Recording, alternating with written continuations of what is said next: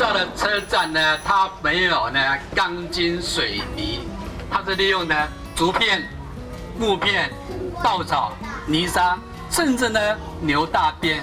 到处是岁月的足迹。1939年兴建的屏东竹田车站是台湾仅存的3个木造火车站之一，没有像南投积极的观光名气、台南保安永保安康的话题。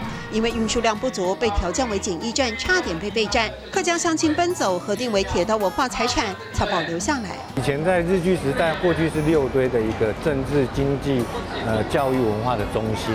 集镇时期，车站有旅馆、澡堂保存着，见证客庄竹田作为稻谷集散地有多繁华。居民认养园区成立竹田驿站，让老车站重现客家风情。你们现在画的槟榔扇，客家话呢叫做槟榔山。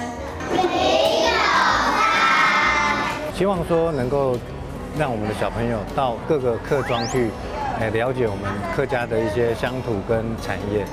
纪念馆里，客籍乡土摄影师李秀云毕生拍摄6堆的农村景象、建筑和客家文化，依旧是很多居民的共同记忆。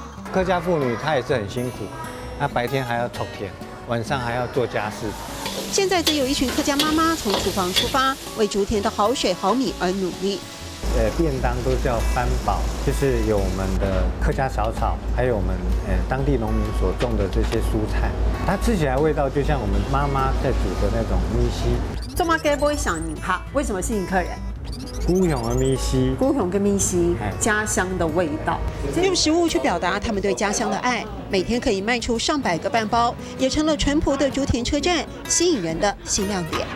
周末该不会想你哈？孤雄跟米稀。周末嘅每上年客，孤雄嘅米絲。谢谢宗宇老师。